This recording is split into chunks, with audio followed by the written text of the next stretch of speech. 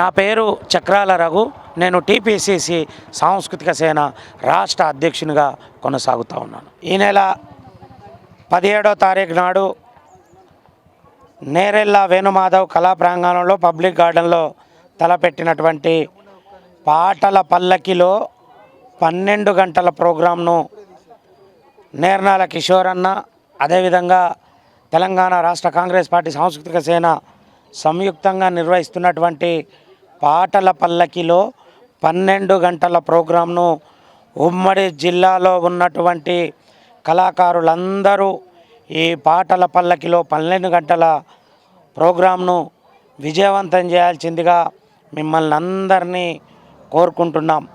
పాటల పల్లకి యొక్క ఉద్దేశం ఉవ్వెత్తున ఎగిసినటువంటి తెలంగాణ ఉద్యమంలో పాటతోనే గద్దెనెక్కినము అని ఆనాటి పాలకుడు గజవెల్లిలో భారీ బహిరంగ సభ పెట్టి కళాకారులందరికీ పాదాభివందనాలంటే మురిసిపోయినాం. అర్హులైన కళాకారులందరికీ ఉద్యోగాలంటే ఎగిరి గంతేసినాం.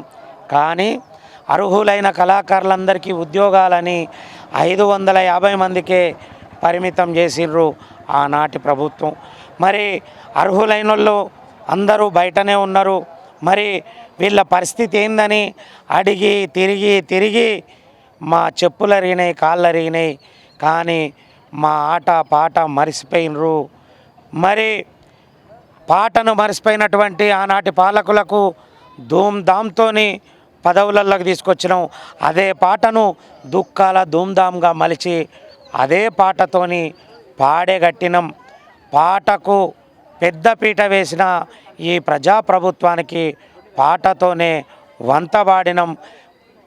ఉమ్మడి వరంగల్ జిల్లా కావచ్చు, 33 జిల్లాలలో కావచ్చు, కళాకారులంతా రాసేటోళ్ళు రాసిర్రు, పాడేటోళ్ళు పాడిర్రు, డప్పు కొట్టేటోళ్ళు డప్పు కొట్టిర్రు, ఎగిరి గంతేసిన వాళ్ళు గంతేసిర్రు.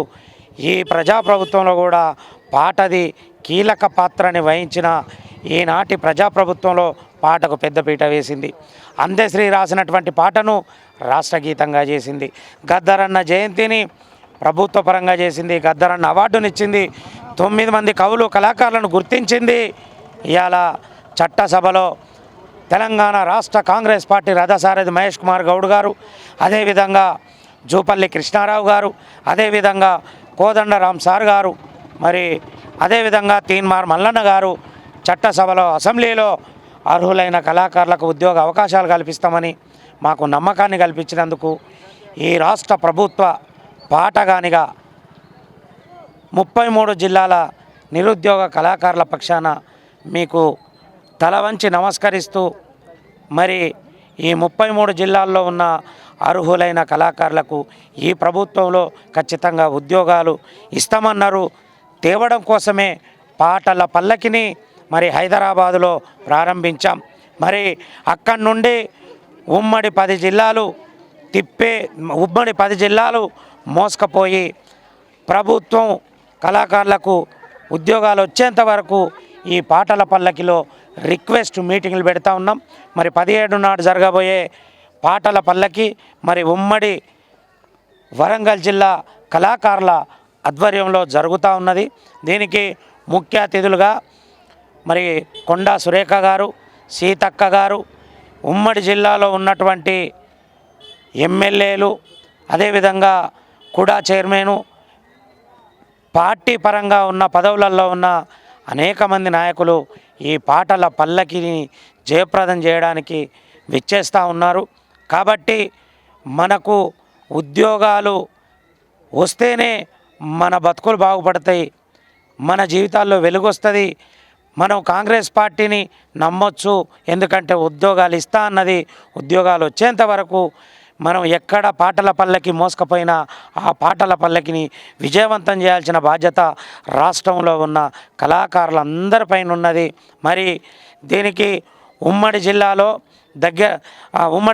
ఉన్న ఇన్ఛార్జీలు వాళ్ళ భుజాల మీద వేసుకొని మరి మా వెనకాల ఉన్న కళాకారులకు ఉద్యోగాలే ధ్యేయంగా మరి పాటల పల్లకికి విజయవంతం చేస్తున్నటువంటి ఉమ్మడి జిల్లా కళాకారులందరికీ నా పక్షాన, నేనాల కిషోరన్న పక్షాన వీళ్ళకు కూడా ప్రత్యేక ధన్యవాదాలు తెలియజేస్తున్నాం.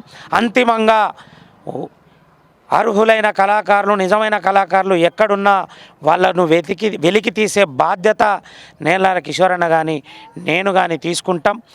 అర్హులైనలకు ఉద్యోగాలు సాధించే వరకు మేము నిద్రపోమని సందర్భంగా గుర్తు చేస్తూ ఉన్నాం. జై హింద్.